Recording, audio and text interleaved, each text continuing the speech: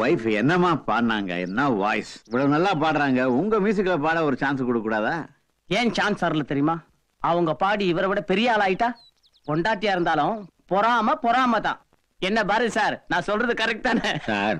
மியூசிக்ங்கிறது மனுஷன் பண்ற இன்ஸ்ட்ருமெண்ட்ல வர்றது. ஆனா குரல்ங்கிறது இறைவன் கொடுத்த வரம். அவங்க குரல்ல சரஸ்வதி குடியிருக்காங்க சார். தாத்தா, பாட்டி எல்லாரும் பிரைஸ் பண்றாங்களே, ஒரு சான்ஸ் கொடுக்கலாம்ல பாட்டிக்கு சினிமால பாடுறதுக்கு. குழந்தைய சொல்லிடுச்சுல்ல, ஒரு பாட்டு கொடுத்து பாருங்க, விட்டா மார்க்கெட்டா பிடிச்சிடலாம். மறுபடியும் நீங்க தான் நம்பர் 1.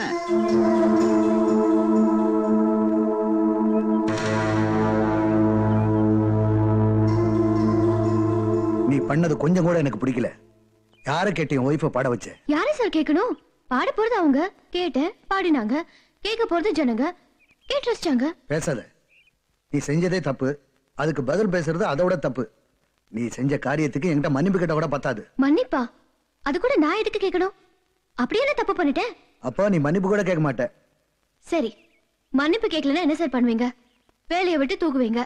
வேலை போனா பரவாயில்ல சார், ஆனா ஒண்ணு மட்டும் புரியுது. உங்களை கேட்காம உங்களை பாட வச்சது கூட உங்களுக்கு கோவம் இல்ல. உங்க கோவமே அவங்க பாடினதுதான். என்ன கரெக்டா?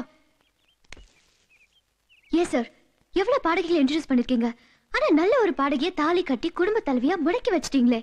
பாரதின்னு பேரு வச்சுக்கிட்டு பெண் உரிமைக்கு அகேன்ஸ்டா கேஷுவலா காரியம் எல்லாம் பண்ணிட்டு இருக்கீங்க. Shame on you. முதல்ல இங்க இருந்து வெளியில போயிடு. Get out.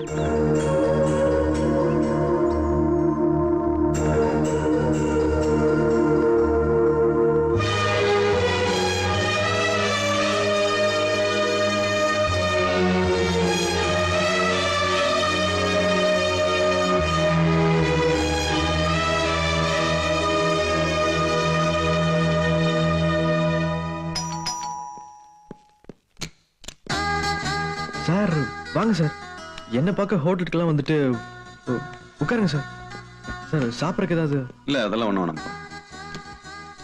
அன்னைக்கு பார்ட்டியில் தண்ணி அடிச்சுட்டு அந்த டைரக்டர்கிட்ட ரொம்ப தப்பாக பேசிட்டேன். அவர் மன்னிச்சாதான் என் மனசு நிம்மதியாகவும் ஆயிடுச்சு. நான் உன்னை வீட்டை விட்டு வெளில அமிச்சாலும் அதெல்லாம் மனசில் வச்சுக்காம நீ இந்த காரியத்தை ரொம்ப தேங்க்ஸ்ப்பா.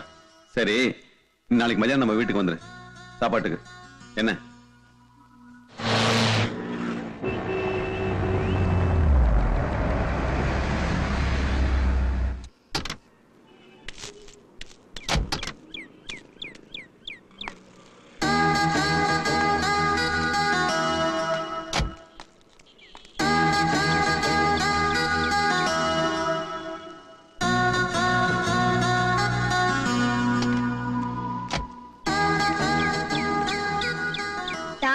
கோவத்துல சொல்லிட்டாரு, வீட்டுக்கு கூப்பிடுறாரு. Please aunty. நல்லா இருமா. கும்பாபிஷேகத்துக்கு வந்த எல்லாருக்கும் கொடுத்துட்டோம், உனக்கு தான் கொடுக்க முடியல. உனக்கு கொடுக்கறதுல எங்களுக்கு எவ்வளவு சந்தோஷம் தெரியுமா? இது மட்டும் இல்லம்மா, உனக்கு என்ன ஹெல்ப் வேணாலும் என்கிட்ட தயங்காம கேட்கலாம். நான் ஒருத்தரை விரும்புறேன். அவங்க அப்பா இந்த கல்யாணத்துக்கு ஒத்துக்கு வரேன்னு பயமா இருக்கு. நீங்க எனக்காக அவர்கிட்ட வந்து மாப்பிள்ளை கேட்பீங்களா? கண்டிப்பா வர்றேன். 2 பேருமாவே வரும். சந்தோஷமா? Thank you. எனக்கு கேரியரே திரும்ப ஒண்ணு தான் சார். அதெல்லாம் ஒண்ணும் இல்ல சார். அதனால தான் நான் அவனை சாப்பாட்டுக்கே கூப்பிட்டேன். சார், நான் ஒரு பொண்ணை லவ் பண்றேன் சார். அவளை கல்யாணம் பண்ணிக்கிறதுக்கு உங்க உதவி வேணும்.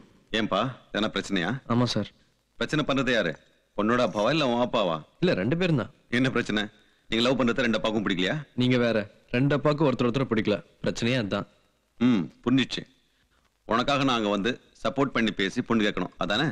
மாப்பிள்ளை கேட்டு வரணும்னு சொன்னேன், எங்க வரணும்னு சொல்லலையே. Mahalingapuram guest house. எங்க வரணும்? மகாலிங்கபுரத்துல ஃப்ரெண்டோட கெஸ்ட் ஹவுஸ். இந்த கெஸ்ட் ஹவுஸ் தான். வாங்க ப்ளீஸ் வாங்க. மாப்பிள்ளை வீட்டுக்காரங்க வந்தாச்சா? உட்காருங்க. அம்மா, உங்க அப்பா என்னவா இருக்காரு? எப்பவும் கோவமா இருப்பாரு, கொஞ்சம் சீரியஸா இருப்பாரு சார். ஒரு நிமிஷம், இதோ வந்துடுறேன்.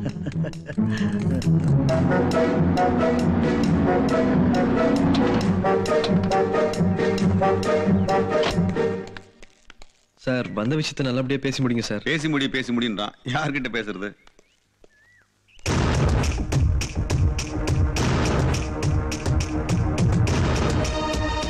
சார், நீங்க எனக்காக பேச வேண்டியது இவர்கிட்ட தான். என்னப்பா இது? உங்க அப்பா கிட்ட பேசணும்னு சொல்லிட்டு இப்ப இவர்கிட்ட பேசணும்னு சொல்ற? நீ எப்படி இங்க? இவரை உனக்கு தெரியுமா? இதுக்கு முன்னாடி உங்க வீட்டுல வேலை பாத்தியா பாண்டி? பாண்டியா? கிருஷ்ணா? கிருஷ்ணாவா? அவர்தான் எங்க அப்பா. அப்பாவா? அப்ப எதுக்கு டிரைவரா வந்த? நான் ஆசைப்பட்ட பொண்ணை கட்டிக்க. அதுக்கு எதுக்கு எங்க வீட்டுக்கு வந்த? ஒருவேளை அவங்க வீட்டு வேலைக்காரியை லவ் பண்ணிருப்பானோ? எங்க போயிருந்த கல்யாணி? கல்யாணியா? ஜானகி. அம்மா ஜானகியா? அப்பா அவரு அப்பாவா? இவர் உனக்கு அப்பாவா? நான் நர்ஸா நடிச்சது கிருஷ்ணாவை கல்யாணம் பண்ணிக்க.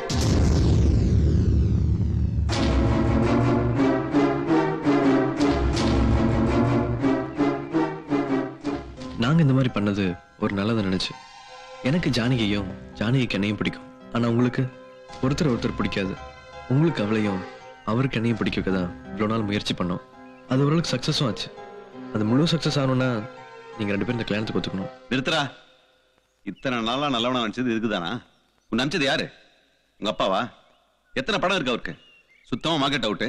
இந்த கல்யாணம் நடந்தா ஈஸியா கூட வந்து ஒட்டிக்கலாம் அதானே? ஏய், என்ன கீழே மிதிச்சு தள்ளிட்டு உங்க அப்பா முன்னுக்கு வந்தா பாரு. அந்த துரோகத்தை இன்னும் நான் மறக்கல. கல்யாணம் அது இதுன்னு பேசினேன், கொலைக்காரன் ஆயிடுவேன்.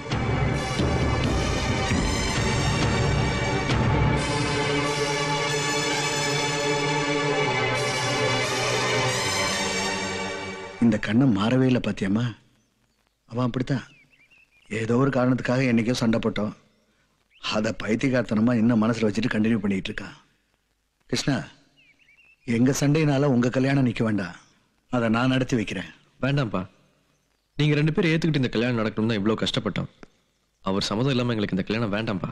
ஜானகி அவருக்கு மட்டும் பொண்ணு இல்ல, எனக்கும் பொண்ணுதான்ப்பா. என்ன பொறுத்த வரைக்கும் உங்க 2 பேருக்கும் கல்யாணம் நிச்சயமாயிடுச்சு. பாரதி சார், நாம தேதி குறிப்போம், மண்டபம் பார்ப்போம், பத்திரிக்கை அடிப்போம். அவர் நிச்சயமா கல்யாணத்துக்கு வருவார். எனக்கு நம்பிக்கை இருக்கு. ஒண்ணு யோசிக்க வேண்டாம், எல்லாம் நல்லபடியா நடக்கும். அண்ணா, தண்ணி. சரி,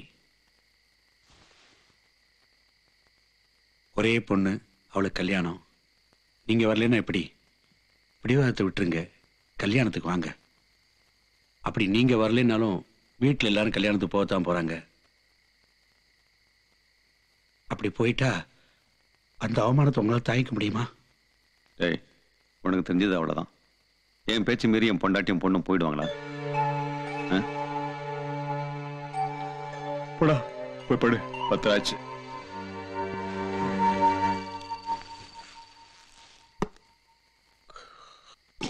உன் கல்யாணத்துக்கு தேதி முடிவு பண்ணியாச்சு. 14th மார்னிங், முகூர்த்தம் 9:10. ரிசப்ஷனுக்கு சுதா ரகுநாதன் கச்சேரி.